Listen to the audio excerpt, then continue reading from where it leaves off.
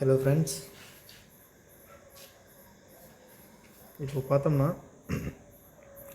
நம்ம எல்லா resistance level, support levels நம்ம பார்த்துட்டோம். மந்த்லி பார்த்துட்டோம், வீக்லி பார்த்துட்டோம். வீக்லி ரெசிஸ்டன்ஸாக இருக்குது, டெய்லி ரெசிஸ்டன்ஸாக இருக்குது.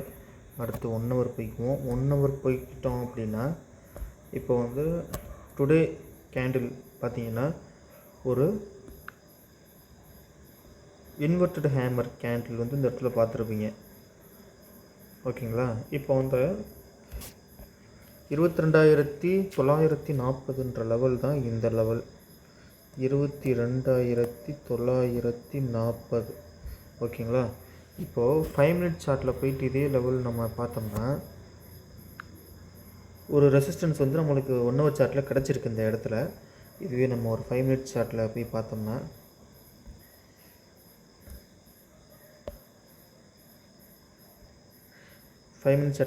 எக்ஸாக்டாக அந்த 23,940 அப்படின்ற லெவல் வந்து எவ்வளோ முக்கியமான லெவல்ன்றது உங்களுக்கு கண்டிப்பாக தெரிஞ்சிருக்கும். ஓகேங்களா? இப்போ இந்த லெவல் தான் நம்ம சொல்கிறோம், 22,940. இப்போது ஃபஸ்ட் கன்ஃபர்மேஷன் ஒரு அப்பர் விக்கு, செகண்ட் கன்ஃபர்மேஷன் ஒரு bearish candle. So first confirmation 1 hour சார்ட்டில் 20 DM மேலே ரெசிஸ்டன்ஸ் இருக்குது. செகண்ட் பார்த்துக்கிட்டோம் அப்படின்னா அதுவே வந்து 5 மினிட் சார்ட்டில் 200 EMA. ஓகேங்களா? இது இல்லாமல் கேண்டில் ஸ்டிக் வேறு கன்ஃபர்மேஷன் கொடுத்துருக்கு, 2, 3, 4. ஸோ இப்போ நம்ம வந்து இங்கே என்ட்ரி எடுத்துக்கலாம். ஸ்டாப் லாஸ் வந்து இந்த லெவல் போட்டுக்கணும். ஒரு இந்த ஃபஸ்ட்டு இந்த கேண்டில் க்ளோஸ் பண்ண பிறகு நம்ம என்ட்ரி எடுக்கலாம்.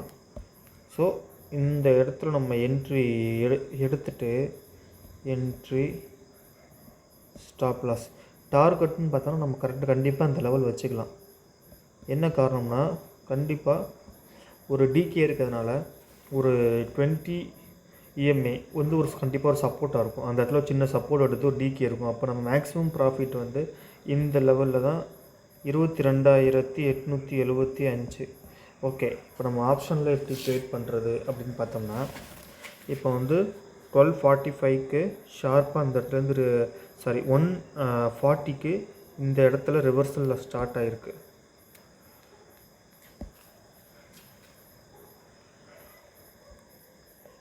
ஸோ 1:40க்கு ரிவர்சல் ஸ்டார்ட் ஆகிருக்கு.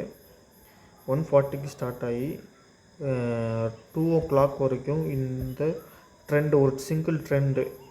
ஓகேங்களா? இதில் நம்ம எவ்வளோ பாயிண்ட்ஸ் பிடிக்கணும்னா ஒரு 40 + ஒரு 25, ஒரு 65 பாயிண்ட்ஸ்ன்றது கன்ஃபார்மாக நமக்கு இந்த இடத்துல கிடைக்கிது. இப்போ 65 பாயிண்ட்ஸ் வச்சு நம்ம எப்படி ட்ரேட் பண்ணுறது அப்படின்னு பார்த்தோம்னா இப்போது எந்த லெவல் வரைக்கும் வரும்னு பார்த்தா 22,875. அப்போது 22,900 அப்படின்ற ஒரு ஆப்ஷன் ஸ்ட்ரைக்கை வச்சு நம்ம ட்ரேட் பண்ணோம்னா கண்டிப்பாக இந்த இடத்துல நம்மளுக்கு ப்ராஃபிட் கிடைக்கிறதுக்கான வாய்ப்புகள் அதிகபட்சமாக இருக்குது. ஓகே, நம்ம பார்த்த அந்த டைம் படி பார்த்திங்கன்னா 115 ரூபாய்க்கு நம்ம என்ட்ரி கொடுத்துருக்கலாம். சரி, இந்த 120 லெவலுக்கு என்ட்ரி கொடுத்துக்கிட்டு ஸ்டாப் லாஸ் இந்த விக்கோட லாஸ்ட்டு 115 ஸ்டாப் லாஸ் வச்சுக்கிட்டு டார்கெட் வந்து 20 EMA. ஸோ இந்த லெவல் நம்ம டார்கெட் எவ்வளோனா 143 ரூபா. இப்போது 120 ரூபாய்க்கு நம்ம என்ட்ரி பண்ணி 23 ரூபா ப்ராஃபிட் நம்ம பார்க்குறோம் அப்படின்னா 120 ரூபாயில் இது வந்து எவ்வளோ பர்சன்டேஜ் அப்படின்னு பார்த்தோம்னா நமக்கு வந்து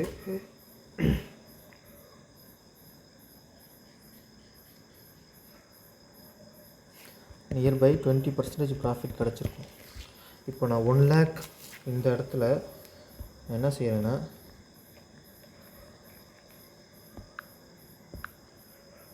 ஒரு 1 lakh என்ட்ரி பண்ணுறேன். 1 lakh கேபிட்டலோட என்ட்ரி ஆகுறேன்னா இந்த இடத்துல ஒரு 6%. ஸோ 6000 அப்போ 94 இங்கே ப்ரைஸ் போச்சுன்னா 94,000 கேபிட்டல் இருக்கும். இதுவே இந்த இடத்துக்கு வரும்போது 1,20,000 உங்கள்கிட்ட கேபிட்டல் கன்வெர்ட் ஆகும். உங்களோட கேபிட்டல் வந்து ப்ராஃபிட்டாக கன்வெர்ட் ஆகும்போது ஆனால் கண்டிப்பாக அந்த லெவலில் நீங்கள் எக்ஸிட் ஆகிடணும். அதை நம்ம கண்டிப்பாக பார்த்துக்கணும். இப்போது இதில் வந்து ரேஷியோ பார்த்தோம்னா 6:20 அப்படிங்கும்போது 3:10. ஓகே 1:3 ரேஷியோ இதில் வந்து நம்மளுக்கு ப்ராஃபிட். ஸோ ₹1 நீங்கள் லாஸ் பண்ண தயாராக இருந்தீங்கன்னா ₹3 உங்களுக்கு ப்ராஃபிட் கிடைக்கும். இந்த ஸ்ட்ரைக் ப்ரைஸ் நம்ம ஆல்ரெடி சொல்லியிருந்தோம் 22,900. ஸோ ஒரு 20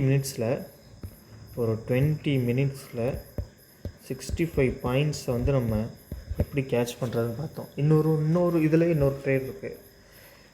இப்போ இதே இடத்துல நீங்கள் வந்து கண்டிப்பாக இந்த இடத்துல ஒரு ரெசிஸ்டன்ஸ் இருக்குது தெரியுதா? நீங்கள் வந்து கால் ஆப்ஷனில் போயிட்டு நீங்கள் வந்து இதை பை பண்ணிங்கனாலும் உங்களுக்கு ஒரு இதுலேயே ஒரு 10% கிடைக்கிறதுக்கான வாய்ப்புகள் இருக்குது. இதை நீங்கள் நல்லா ப்ராக்டிஸ் பண்ணி தான் நம்ம வந்து இந்த மூவிங் ஆவரேஜ் யூஸ் பண்ணி நம்ம ட்ரேட் பண்ணி நம்ம நிறைய கற்றுக்கலாம். ஸோ இன்றைக்கி வந்து நம்ம கேண்டில் ஸ்டிக் வைஸ் நம்ம பார்த்தோம்னா ஒரு நல்ல பாசிட்டிவான இது கிடச்சிருக்கு. ஒரு ஹேமர் பேட்டர்ன் வந்து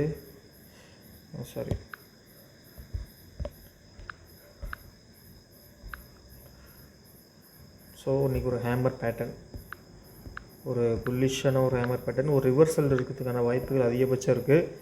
பட் இந்த 22 இந்த லெவல் வந்து ஒரு நல்ல ஒரு சப்போர்ட்டாக தெரியுது நமக்கு. எந்த லெவல்னால் ஒரு டபுள் பாட்டம் மாதிரி தெரியுது. ஸோ 1 2. ஆனால் இதில் என்ன பிரச்சனை இருக்குன்னா இந்த 22,500 லெவலுக்கு வர்றதுக்கான வாய்ப்புகள் அதிகமாக இருக்குது. வெயிட் பண்ணி தான் பார்க்கணும். பட் மேலே போக போக நிறைய ரெசிஸ்டன்ஸ் இருக்குதுன்னு பார்த்தோம். பார்க்கலாம் நம்ம இந்த நெக்ஸ்ட் வீக்ஸ் எப்படி போகுதுன்றதை பொறுத்து தான் நிஃப்டி நம்ம சொல்ல முடியும். இப்போதைக்கு ஒரு மொமெண்டம் கிடச்சிருக்கு. எப்போதுமே பார்த்திங்கன்னா இந்த இடம் தான் பாட்டம் ஃபிஷ்ஷிங் சொல்லுவாங்க. ஆனால் நிறைய பேர் என்ன பண்ணியிருப்பாங்க, இங்கே பாட்டம் ஃபிஷ் பண்ணி லாஸ் பண்ணியிருப்பாங்க. திருப்பி தொடர்ந்து 2-3 நாள் பார்த்திங்கன்னா இங்கெல்லாம் பாட்டம் ஃபிஷ் பண்ணி லாஸ் பண்ணியிருப்பாங்க.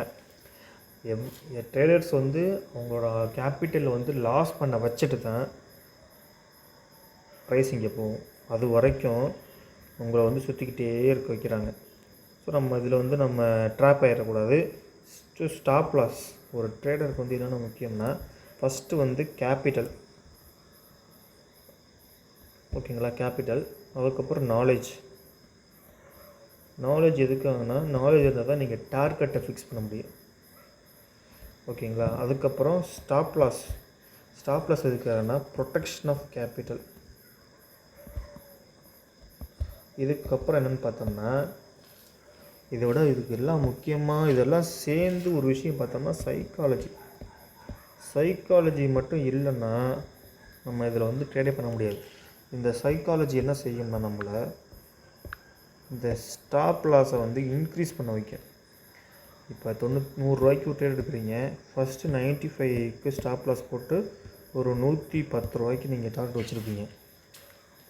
ஸோ அப்போ நம்ம மைண்ட் செட் எப்படி வேலை செய்யும்னா இது வந்து ஒரு 108 ரூபா போகும்.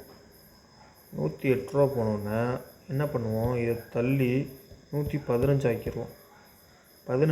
இந்த மாதிரி நம்ம மைண்ட் செட்டு வேலை செய்யும். இன்னொரு பக்கம் வேலை செய்யும். 96 ரூபாய்ட்டு நிற்கும். அப்போ என்ன பண்ணுவோம், ஸ்டாப் லாஸை கொண்டு போய் தள்ளி 90 ரூபாய்க்கு போடுவோம். டக்குன்னு 90 ரூபா போகும்போது நம்மளுக்கே மனசு கேட்காது, ஸ்கொயர் ஆஃப் பண்ணிடுவோம். ஆனால் அது மறுபடியும் வந்து மேலே போகும். அப்போ இன்னும் ரொம்ப கஷ்டமாக இருக்கும். ஸோ நம்ம என்ன இலக்கு விருப்புகிறோம், நீங்கள் வந்து ஒரு திருப்பி ஸ்டாப் லாஸ் கிட்டனாலும் பரவாயில்ல, ஒரு நாளைக்கு ஒரு உங்களுக்குன்னு ஒரு opportunity 2 to 3 trades per day கிடைக்கும். அது 3மே போனாலும் இப்போ உங்களோட திருப்பி ஸ்டாப் லாஸ் ஆகுதுன்னா நம்மளோட நாலேஜில் வந்து ஏதோ ஒரு பிரச்சனை இருக்குது. நல்ல எங்கே டார்கெட்டு, எங்கே ஸ்டாப் லாஸு, எங்கே என்ட்ரி, இதை கற்றுக்கிட்டு வாங்க. முக்கியமாக நம்ம 3 விஷயம் முக்கியம்: entry, stop loss, target. So price வந்து எவ்வளோ வேணால் டீவியேஷன் ஆகி எவ்வளோ வேணால் மேலே போகலாம். ஆனால் உங்களுக்கு என்ன தேவையோ அதில் வந்து வெளில வந்துடணும். நம்ம ஆப்ஷனை பொறுத்த வரைக்கும் அதுதான். ஒரு மார்க்கெட் இப்படின்னு போகுதுன்னா நீங்கள் வந்து இங்கே வந்து நீங்கள் வந்து ஒரு பையர்னு வச்சுக்கோங்க. இப்போ வந்து இது வாங்குறீங்க, இந்த இடத்துல செல் பண்ணிவிட்டு இங்கே ஸ்டாப் லாஸ் போட்டிருப்பீங்க. ஸ்டாப் லாஸ் அடிச்சிடும். திருப்பி நம்ம அந்த தப்பை செஞ்சுக்கிட்டே வருவோம். நம்ம அந்த ட்ரெண்டுக்கு தகுந்தாப்புல நம்மளோட இதை மாற்றிக்கணும். அது ட்ரெண்டு மாறிடுச்சுன்னா அப்போ வந்து மேலே போச்சுன்னா மேலே போகிற மாதிரியே தெரியும் நம்மளுக்கு. ஆனால் திடீர்னு கீழே வரும். அப்போது என்ன ஆகும்னா நம்ம வந்து புட்டுக்கு நம்மளோட மைண்ட் செட்டை மாற்றிக்கணும். இல்லை நான் காலை வந்து நான் ஆல்ரெடி வாங்கி கொஞ்சம் லாஸ் பண்ணிட்டேன், திருப்பி கால் தான் போவேன் அப்படின்னு சொல்ல முடியாது. ஸோ நீங்கள் வந்து ஒரு புட்டோ காலோ அதை வந்து ட்ரெண்டு மாறும்போது நம்ம வந்து நம்மளோட மைண்ட் செட்டை மாற்றிக்கணும். இல்லைன்னா நீங்கள் ஒரே பக்கம் போயிட்டு இருந்தீங்கன்னா, இப்போ நம்ம இதில் எடுத்துக்குவோம். இங்கே வந்து ஒருத்தர் வந்து மேலே போகணும்னு நினைக்கிறாரு. ஆனால் அவர் வந்து ஒவ்வொரு டைமும் வந்து மேலே போகுதுன்னு நினச்சி இங்கே பை பண்ணிட்டே இருந்தார்னா அவரோட நிலைமை என்ன வருது யோசிச்சு பாருங்கள். அவருக்கு எவ்வளோ லாஸ் ஆகிருக்கும். ஓகேங்களா? ஆனால் இதே ஒருத்தர் இங்கே பை பண்ணி இதுக்கு மேலே ஸ்டாப் லாஸ் போட்டே வந்தவர்னா அவரோட கேபிட்டல் வந்து ப்ரொடெக்ட் ஆகிருக்கும். இப்போ இதை ஒருத்தர் வந்து ஒரு 100 ரூபா வச்சுருக்காரு. 100 ரூபாயை 25 இங்கே போட்டே வர்றாரு. அப்படின்னா அவரோட கேபிட்டல் வந்து வைப் அவுட். எல்லாமே கேபிட்டல் எதுவுமே இல்லாமல் போயிடுச்சு. இதுவே ஒருத்தர்கிட்ட 50 ரூபா இருக்குது. இங்கே வந்து ஒரு 50 ரூபாய்க்கு என்ட்ரி பண்ணிட்டு ஸ்டாப் லாஸ் ஒரு 40 ரூபா போட்டுத்தாருன்னா அவர்கிட்ட ஸ்டாப் லாஸ் ஒரு 40 ரூபா போட்டுருந்தாருன்னா 40 ரூபா இருந்திருக்கும். திருப்பி இங்கேயே என்ட்ரி பண்ணுறாரு 40 ரூபாய்க்கு. அதையே வந்து ஒரு 10% வச்சுருக்காருன்னா 36 ரூபா ஆயிரம் ஒரு கேபிட்டல். திருப்பி இங்கே என்ட்ரி பண்ணுறாரு 36 ரூபாய்க்கு, ஒரு 30 ரூபா ஸ்டாப் லாஸ். திருப்பி இங்கே வர்றாரு, கீழே போகுதுன்னு வச்சுப்போம், 30 ரூபாய்க்கு என்ட்ரி பண்ணுறாரு, ஸ்டாப் லாஸ் ஒரு 25. இப்போது ஃபஸ்ட்டு ஒருத்தர்கிட்ட 100 ரூபா இருந்துச்சு பார்த்தீங்களா, அவர்கிட்ட அமௌண்ட்டு வந்து 0. இதுவே ஒருத்தர் 50 ரூபா வச்சுருந்தவர்கிட்ட பாதி கேபிட்டல் இருக்குது. நம்ம இதைத்தான் பார்க்கணும். கேபிட்டலை வந்து சேவ் பண்ணுறது ரொம்ப முக்கியம். என்ன மாதிரி அவளுக்கு நிறைய நல்லாவே தெரியும் கேபிட்டலை ஏன் சேவ் பண்ணணும் அப்படின்றது. ஸோ ஒருத்தர் 50 ரூபா வச்சுட்ருக்கவரும் 100 ரூபா வச்சுட்ருக்கறோம், ஸ்டாப் லாஸ் போட்டு 4 ட்ரேட் பண்ணாலும் 25 ரூபா இருக்கும். இவர் ஸ்டாப் லாஸ் ஒழுங்காக போடாமல் ட்ரேட் பண்ணியிருந்தாருன்னா இவரோட கேபிட்டல் வந்து நோ ஸ்டாப் லாஸ் போட்டு பண்ணுறாருன்னா 0 ஆகிருக்கும். ஸோ இவரோட கேபிட்டல் 50% போயிருக்கு. ஆனால் இவரோட கேபிட்டல் வந்து 100% போயிடுச்சு. ஸோ கேபிட்டல் ப்ரொடெக்ட் பண்ணுறது ஸ்டாப் லாஸ் முக்கியம். நீங்கள் ஸ்டாப் லாஸ் எடுத்து ட்ரேட் பண்ண ஆரம்பிச்சிட்டிங்கனாலே உங்கள் கேபிட்டல் இருக்காது. ஆப்ஷனை பொறுத்த வரைக்கும் திடீர்னு ஒரு 50% மேலே போகும், கீழே வரும். ஸோ சரிங்களா, நம்மளுக்கு தேவை வந்து இந்த 50% ஸ்விங்கு கிடையாது. இந்த 50% ஸ்விங்கில் நம்மளோட ஸ்டாப் லாஸ் அடிச்சிடணும். நீங்கள் அந்த ஆப்போசிட் டைரெக்ஷனில் உங்களோட உங்களோட ட்ரேட் இருக்குன்னா ஒரு ஆப்போசிட்டில் எடுத்துடணும். Thank you very much.